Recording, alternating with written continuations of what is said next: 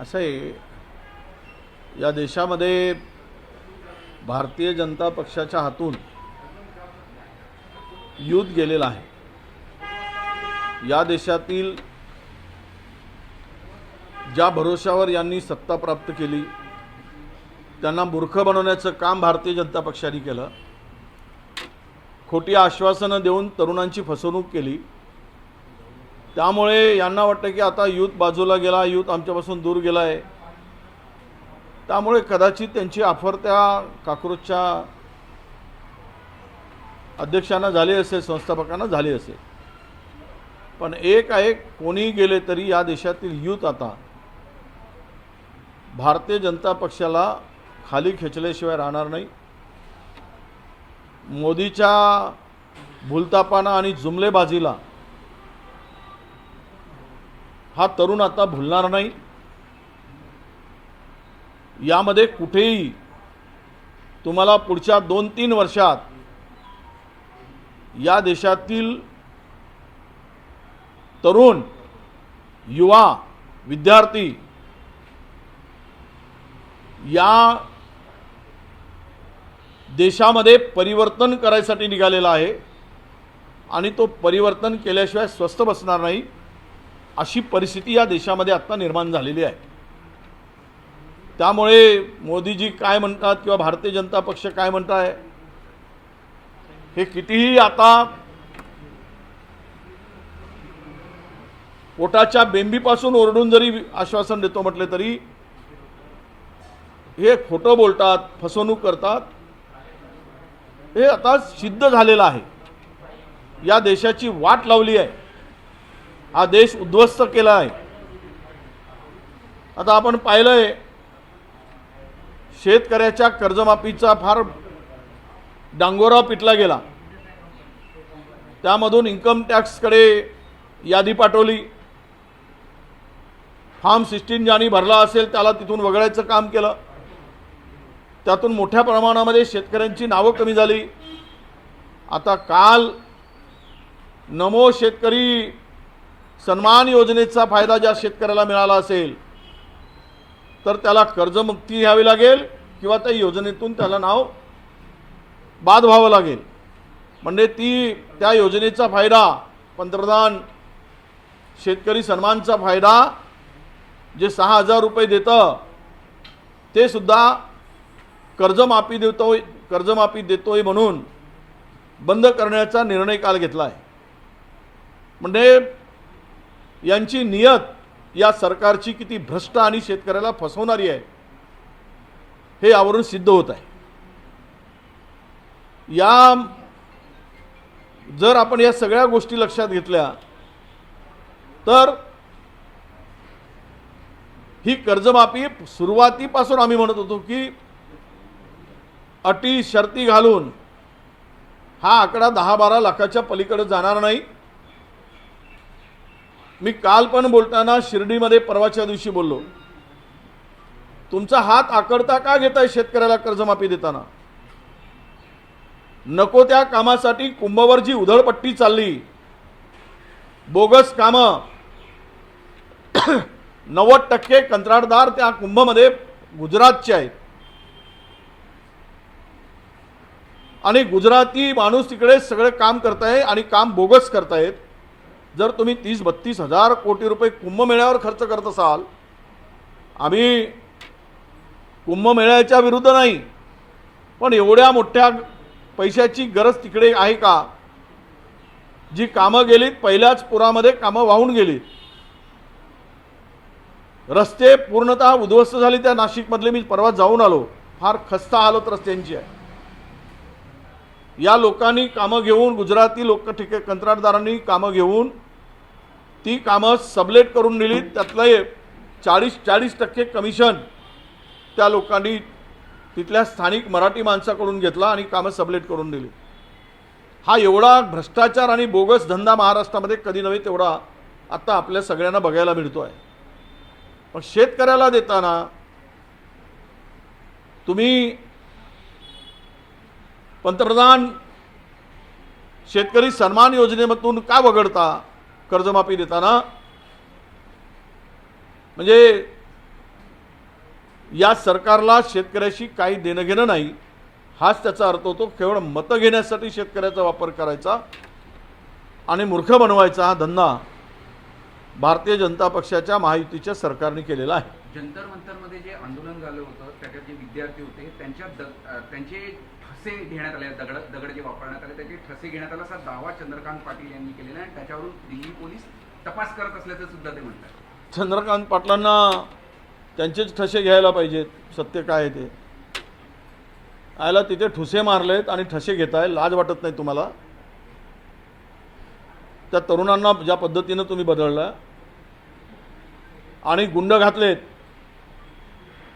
ते भारतीय जनता पक्षाचे गुंडे होते, त्या रॅलीमध्ये घुसणारे आणि दगडं मारणारे. होऊन जाऊ द्या, तुमच्या संवेदना संपल्या आहेत.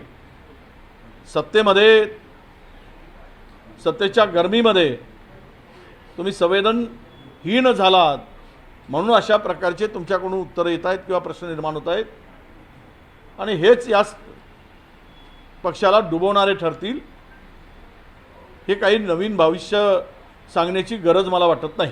दोन्ही शिवसेना जे आहे कुठेतरी त्या अभिजित तिपकेच्या प्रेमात पडल्याचं पाहायला मिळतंय. खरं तर बच्चू कडूंनी भेट घेतली आहे, चंद्रकांत खैरे आज जाऊन भेट घेणार आहे, उद्धव ठाकरे त्यांना कृष्णाचा अवतार सुद्धा म्हटलाय. कसं पाहतो? असं आहे, तरुण लढतो आहे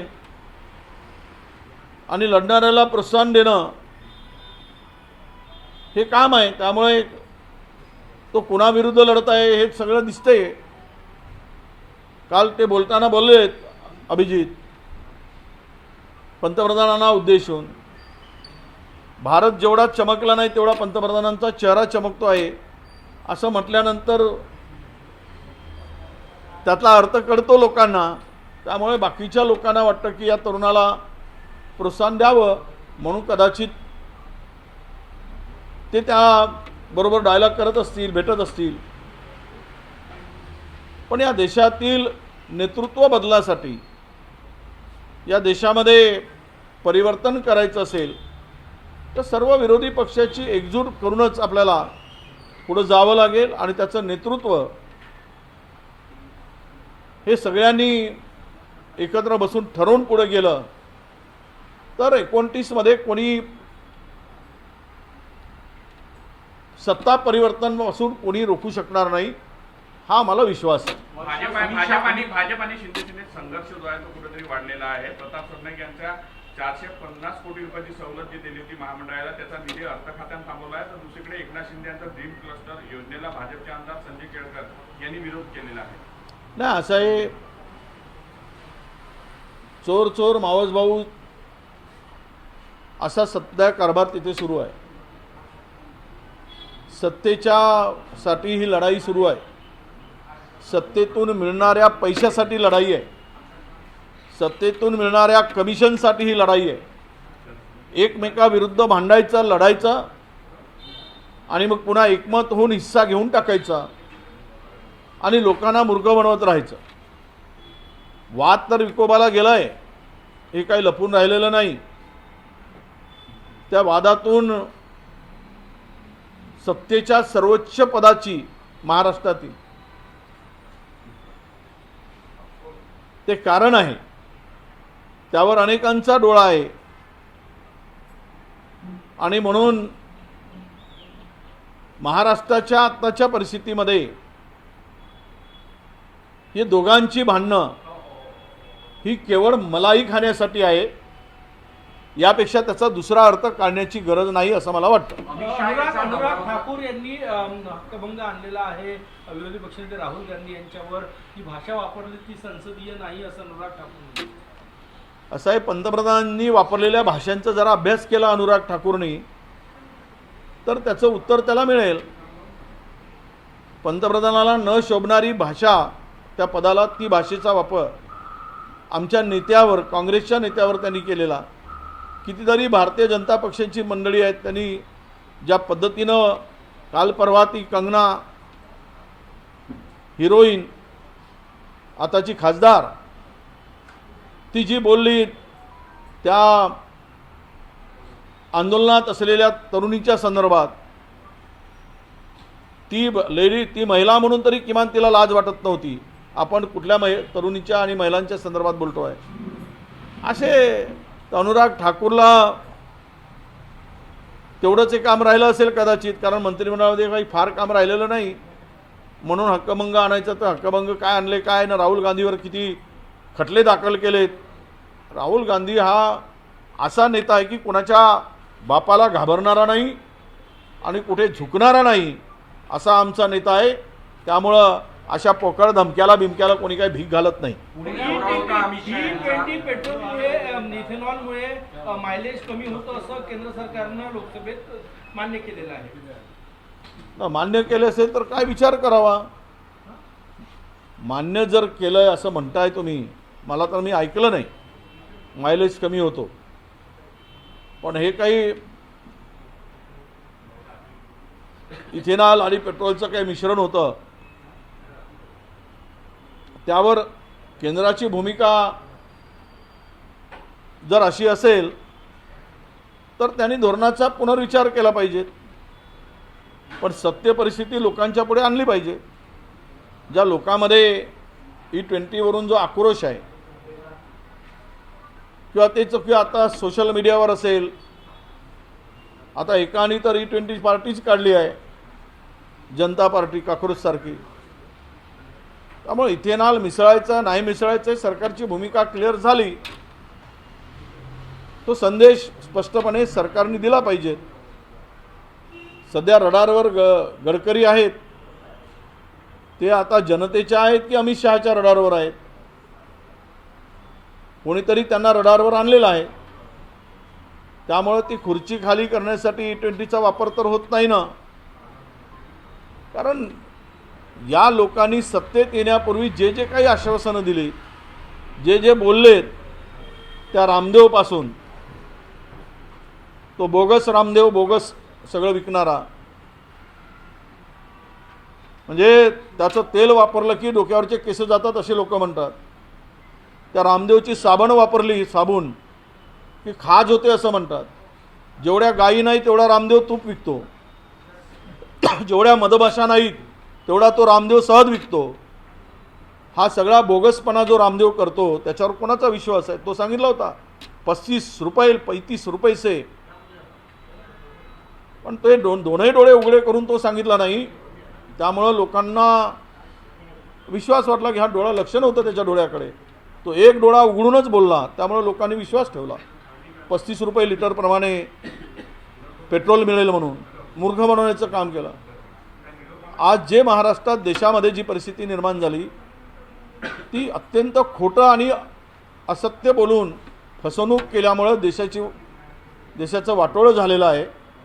त्यामुळं कोणी यांच्यावर हे काय बोलतील काय करतील यावर कोणाचाच आता विश्वास राहिलेला नाही.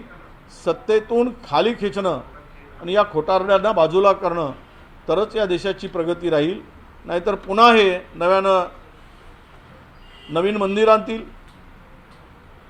पुन्हा मंदिर मस्जिद करत बसतील, हे यांचे ठरलेले आहेत आणि देशाला लुटत बसतील. जेवढं इंग्रजांनी लुटलं नाही तेवढं या लोकांनी हा देश लुटला आहे. इंग्रजापेक्षा अधिक लुटण्याचं काम केलेलं आहे. त्यामुळे यांच्या भूमिकेमध्ये वारंवार बदल होत असतो. अमित शहा यांचा दौरा होत आहे उद्या पुण्याला, काँग्रेस विरोध करताय पुण्यात. बघा असं आहे की राहुलजींनी सुद्धा पार्लमेंटमध्ये तेच भूमिका मांडली. माननीय खरगे साहेबांनी सुद्धा आमच्या अध्यक्षांनी तीच भूमिका मांडली की गृह खात्याच्या आदेशाशिवाय त्या तरुणावर लाठीचार्ज, AK-47, अश्रुधूर, हे सगळे जे काही प्रकार केले गेलेत ते आंदोलन चिरडण्यासाठी त्याला गृह खातं जबाबदार होतं. त्याला अमित शहा यांचा आदेश होता. हे पार्लमेंटमध्ये स्पष्ट भूमिका आमच्या नेत्यांनी मांडलेली आहे. आणि म्हणून असे जर तरुणांना बदलून काढणारे, त्यांचं आयुष्य उद्ध्वस्त करणारे गृहमंत्री जर येत असतील तर त्याला काँग्रेस विरोध करणार आणि ती भूमिका काँग्रेसने स्वीकारली आहे. भाऊ, एक बातमी आता पुढे आली आहे. पुण्यामध्ये एक कार्यक्रम होता, वर्षा साठे नावाच्या नगरसेविका होत्या, गुरुपौर्णिमेच्या कार्यक्रमामध्ये सगळ्या विद्यार्थ्यांकडून या नगरसेविका भाजपच्या नगरसेविकांचे पाय धुण्यात आले. पालखी पूजनाचा कार्यक्रम होता.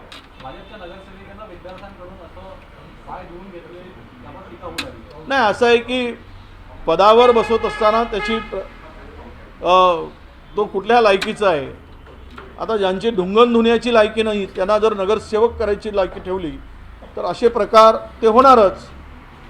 म्हणजे अशा लोकांना पदावर बसवल्यावर विद्यार्थ्यांचं भविष्याशी हे खेळतील आणि पाय धुवून घेतील.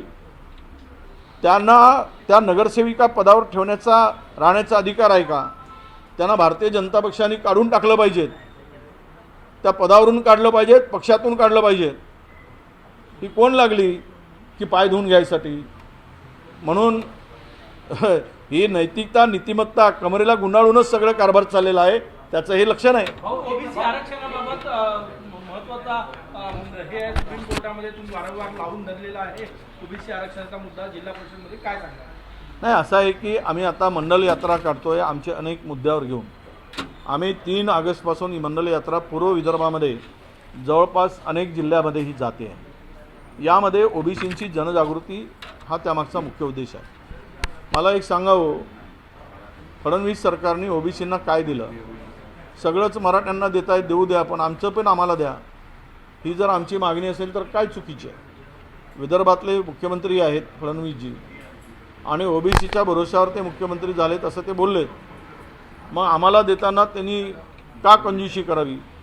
आमची अजून हॉस्टेलचा पत्ता नाही, आम्हाला स्वतंत्र इमारत नाही ओबीसीच्या, आमच्या लोकसंख्येप्रमाणे आम्हाला निधी मिळत नाही. अनेक विषय आमच्या पुढे आहेत आणि आमची जनगणना स्वतंत्र करायचं यांची मानसिकता नाही. ही आमची मागणी आहे की आमची जनगणना झाली पाहिजे, आमची खरी लोकसंख्या किती आहे लोकांना कळलं पाहिजे. आणि याबरोबरच आम्हाला 1931च्या जनगणनेनुसार जे 52% आरक्षण होतं ते त्यातून 52% संख्येच्या नुसार 27% होतं. ते अजूनही पूर्णतः लागू झालं नाही, ते लागू करण्याची आवश्यकता आहे. अशा अनेक विषयाला घेऊन जवळपास आम्ही 20 विषय घेऊन ओबीसीचे ही जनजागृती करतो आणि ओबीसींच्या हक्काचं मागण्यासाठी आमची ही मंडळ यात्रा आहे. यावरून कारण यांना जर ओबीसीचं काही हित साधायचं असतं तर जिल्हा परिषदेच्या आमच्या वेळेत जे म्हणत होते की आम्हाला जबाबदार ठरवत होते निवडणुका न होण्यासाठी स्थानिक स्वराज्य संस्थांच्या, यांना ओबीसीचं आरक्षण टिकवता आलं नाही, वाचवता आलं नाही, अशी भूमिका महायुती सरकारची होती. आज 4 वर्ष झालेत तुम्ही निवडणुका घेत नाहीत आणि ओबीसीचं नुकसान करताय. याला जबाबदार कोणतरी हे महायुती सरकार आहे. ओबीसीच्या हक्काचे वाट्याची संपूर्ण जागा मोठ्या प्रमाणामध्ये रिक्त ठेवण्याचं काम कोणी केलं असेल तर ते भाजप आणि महायुती सरकारने केलं आहे. अजूनही याचा निकाल लागत नाही. आता कोर्टात तारीख आहे, तारीख पे तारीख चालली आहे. मला वाटतं हा नक्की निकाल जर लागला तर ओबीसीच्या किती वर्षांनी, 4-5 वर्षांनी हे कोर्टामध्ये चांगले वकील लावून हा निकाल लावून घेण्याची अपेक्षा होती. पण गृहीत धरून ठेवलं आहे ओबीसीना. म्हणून या निवडणुकांच्याकडे निवडणुका लावण्यासाठी सरकारचं गांभीर्य नाही, सरकार गंभीर नाही, हे आता दिसून आलेलं आहे. भाऊ, VIDCचा एक रिपोर्ट पुढे आला. घोडाझरी कॅनल जो आहे गोसेखुर्दचा, तो 16 वर्षानंतर सुरू झाला. पहिल्याच पाणी सोडलं टेस्टिंग तर तो वाहून गेला. VIDCचा रिपोर्ट जो आहे तो म्हणतो की उंदरांनी आणि सशांनी तिथे मोठ्या प्रमाणामध्ये विळ केले, त्यामुळे तो वाहून गेला. तुम्ही जलसंपदा राज्यमंत्री राहिले यापूर्वी. असं आहे की VIDCच्या अधिकाऱ्यांनी आणि यांनी तो रिपोर्ट देण्यापेक्षा तिथे कंत्राटदार रूपी उंदरं आणि घुशी ससे कोण घुसले होते, त्या उंदरांना, कंत्राटी उंदरांना जे आता आमदार बनून आहेत, जे काही खासदार बनून आहेत भारतीय जनता पक्षाचे, त्या उंदरांनी आणि घुशीनी सशांनी तेच पोकरलं होतं. त्यांनीच ते काम केले. कॉन्ट्रॅक्टदार जेवढे होते त्यावेळेस VIDCचे सर्व आता भारतीय जनता पक्षाच्या पार्टीमध्ये आहे. हे सगळं बोगस काम केले. 100 कोटीचं काम 25 कोटीमध्ये संपवलं. 75 कोटी रुपये खाल्लेत त्यांनी. या सगळ्यांची जर एकदा ऑडिट झालं, चौकशी झाली मोठं उच्चस्तरीय, तर भारतीय जनता पक्षाचे बरेच खासदार आणि आमदार ज्याला दिसतील तुम्हाला. अनेकांनी तर काम बोगस केलं, फसवली आणि त्यांच्यावर रिकव्हरी निघाली, ब्लॅकलिस्टेड झालेत आणि त्यांनी ते काम करून देण्याचे आदेश झाले. जुने काम बोगस झाले ते नव्यानं करून देण्याचे आदेश झाले. त्यांनी नवीन कंपनी स्थापन केली आणि त्या कंपनीच्या नावाने काम करतायत. मालक तेच आहेत, कंपनी नवीन केली आणि जुन्या पापावर पांघरून घातलं. अशा प्रकारचं काम त्या ठिकाणी बोगस काम VIDCमध्ये त्यावेळेस झालेलं होतं आणि म्हणून आज हे सगळे कॅनाल उद्या सुरक्षित नाहीत, फुटतात. ते उंदीर आणि घुशी सशामुळे नाही तर हे ठेकेदार असलेल्या उंदरामुळे हे सगळं होत आहे. हे आता लपून राहिलेलं नाही.